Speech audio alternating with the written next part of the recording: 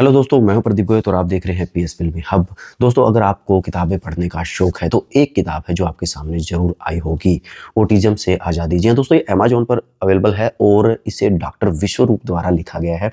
और दोस्तों, इसके अंदर बताया गया है कि ऑटिज्म से आज़ादी किस तरीके से पाई जा सकती है, उसे किस तरीके से रोका जा सकता है, उसके उपाय क्या है, तो इसी के बारे में उस किताब में बताया गया है। लेकिन दोस्तों, आज 23 जनवरी के दिन, जिस दिन नेताजी सुभाष चंद्र बोस जी की जयंती होती है, उसके अवसर पर इसी बुक को इंग्लिश के अंदर लॉन्च किया गया है।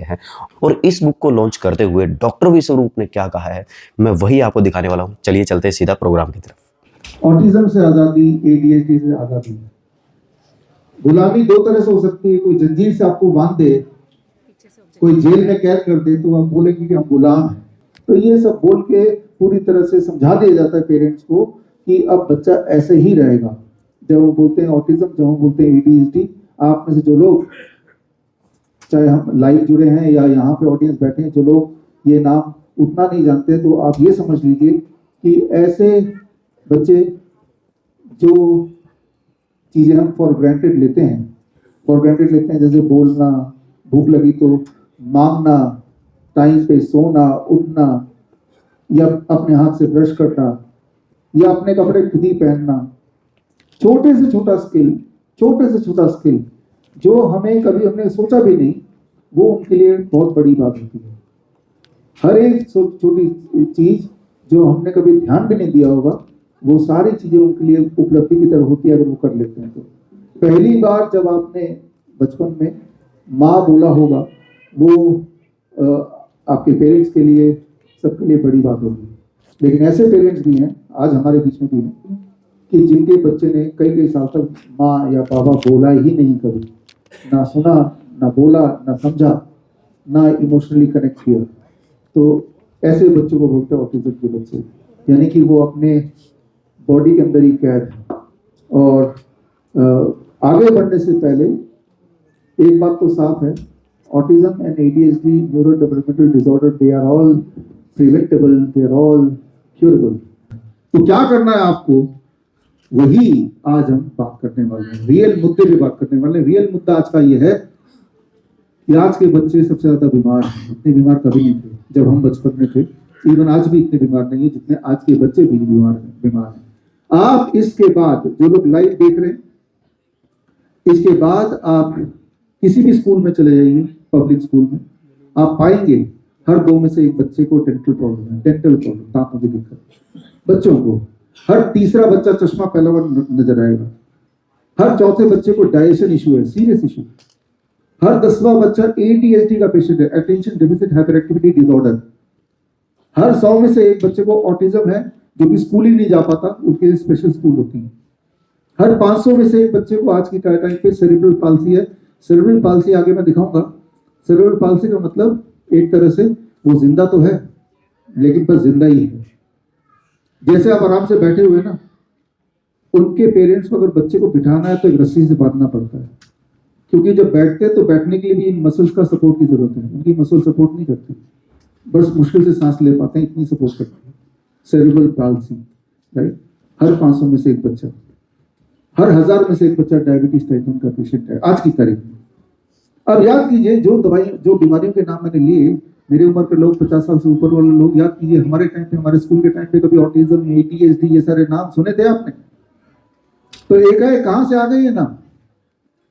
अब किसी डॉक्टर से पूछे, बोले जेनेटिक है। अगर तो जेनेटिक है, फिर तो हमारे पूर्वज को भी इनमें से कोई ना कोई बीमारी होनी चाहिए। फिर तो 40 साल का भी कोई ऑटिज्म का पेशेंट होना चाहिए, जो 40 साल का है आदमी और ऑटिज्म का पेशेंट भी। तो ऐसे लोग आपको एक भी नहीं मिलेंगे, नॉट अ सिंगल वन, क्योंकि उस वक्त ये सारी बीमारियां थी नहीं। अब कैसे आ गई, आज हम बात करेंगे कैसे आई और कैसे प्रिवेंट करें और कैसे ठीक करें। और जो बच्चे ठीक हुए हैं, वो पेरेंट्स भी यहाँ पे हैं, उनसे मिलाऊंगा मैं, राइट। तो वो भी हम देखेंगे। तो पूरे दुनिया में, मैं बच्चों के ऊपर जो वैक्सीन लगते हैं उनकी बात कर रहा हूँ। जितने सारे बच्चे बचपन में लगते हैं ना, पोलियो के लगते हैं और टीबी के लगते हैं, जो हर तरह के जो वैक्सीन है, MMR वैक्सीन है, ये सारे वैक्सीन जो बचपन में शेड्यूल में जाके लगाते हैं, मैं उनकी बात कर रहा हूँ। आज भी हमारे दुनिया में 10% लोग जिनको वैक्सीन कभी लगाना है। इंटरेस्टिंग बात क्या है कि जब भी कभी दुनिया में ऑब्जर्वेशनल स्टडी हुए observation study between vaccinated population and unvaccinated population. दो तरह के पॉपुलेशन होंगे ना, वैक्सीनेटेड ले लिए 100 जिनको बचपन के सारे वैक्सीन लग गए, और अनवैक्सीनेटेड ले लिए 100 जिनको कोई वैक्सीन नहीं लगा। अब इन दोनों की जिंदगी को अगले 20 साल तक नोटिस किया, इसे कहते हैं लॉन्ग टर्म ऑब्जर्वेशन स्टडी। एक उदाहरण लेता हूं, लॉजिक ऑफ नीपा टेस्ट। मान लीजिए एक शहर है, उस शहर में चोरी हो जाती है, और चोरी हो जाने के बाद कैसे पता चलेगा चोर कौन है? तो ऊपर से जो हेड ऑफिस है पुलिस का, वहां से गाइडलाइन आता है कि जब भी चोरी हो जाए, गाइडलाइन आ गया कि जिनकी मूछें ऐसी होंगी उन्होंने ही चुराया होगा इस साल में जब भी चोरी हो जाए, ये फोटो आपको मिल गया, जाके देखो जो जो ऐसे मूछे वाले हैं उन सबको पकड़ के ले आओ, उन सबको क्वारंटाइन कर दो। तो होगा क्या कि शहर है, चोरी तो होगी, जिस तरह से खांसी जुकाम बुखार तो होगा ही, और जैसे ही होगा तो ढूंढना है किसने चोरी की है, और ढूंढने के लिए जो डायग्नोस्टिक टेस्ट है वो क्या है कि इस साल का डायग्नोस्टिक टेस्ट कि मूछे वाला हो, लंबी मूछे होनी चाहिए, इस तरह का आकार का होना चाहिए, वही होना हो चोर होगा। और उस शहर में जितने सारे मूछे वाले हैं उनको सबको क्वारंटाइन कर दिया, ठीक है, 21 दिन का क्वारंटाइन, क्योंकि उन्हें ऐसा लगता है कि 21 दिन के क्वारंटाइन के बाद वो जो चोर था वो शुद्ध हो गया, वो ठीक हो गया, और ठीक हो भी जाएगा, आगे मैं दिखाता हूँ कैसे। तो हर साल WHO से गाइडलाइन आता है कि इस साल हम एक टेस्ट करेंगे, उसे डेंगू बोल देंगे, अगले साल निपा, अगले साल कोरोना। ठीक उसी तरह जिस तरह से हेड ऑफिस से हर साल एक फोटो आ जाएगा, इस साल चोरी होती है आपके शहर में, तो इस तरह के लोगों को पकड़ लेना जिनकी मुझे लगभग ऐसी हो, फिर उनको 21 दिन के लिए क्वारंटाइन रख देना। क्या होगा क्वारंटाइन में रखने के बाद? ठीक हो जाएंगे। अब जरा सोचिए, अगर 21 दिन में इनमें से किसी को भी क्वारंटाइन रख दिया और जेल के अंदर बंद कर दिया तो होगा क्या? 21 दिन बाद जब इनसे मिलेंगे, इन सब की शक्लें एक जैसी हो जाएंगी, नहीं हो जाएंगी एक जैसी, ना तो वो शेव कर पाएंगे ना कुछ कर पाएंगे, तो अब एक जैसे लग रहे हैं, वो ठीक हो गए। तो मैं यही बोलना चाह रहा हूं कि Nipah, corona, swine flu, chikungunya, monkey pox, dengue, Ebola, HMPV, ये सारे एक जैसे, अलग अलग है ही नहीं। कोई भी नाम दे दो, है तो खांसी जुकाम बुखार, उसका कोई भी नाम दे सकते हैं, राइट? तो उसी तरह से, तो ये लॉजिक अगर आपको ठीक से समझ नहीं आ रहा तो इसका साइंस थोड़ा सा मैं समझा देता हूँ। इसे कहते हैं बनाना टेस्ट। बनाना टेस्ट के लिए लेके आओ, बनाना टेस्ट लेके आ जाओ। ये केला टेस्ट है, इस केला टेस्ट से समझ आएगा। कहाँ रखते हैं इसको? यहाँ पे एक वॉलंटियर भी आ जाए मेरे साथ। आप में से कौन आएगा? आप आएंगे? आइए।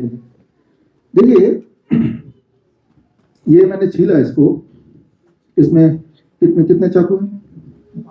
5। कौन कौन से रंग के?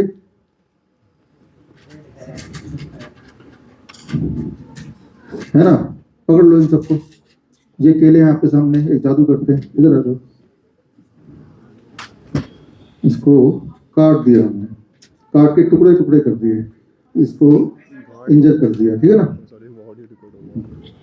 अब काट दिया और इन्हीं में से किसी एक चाकू से काटा, है ना?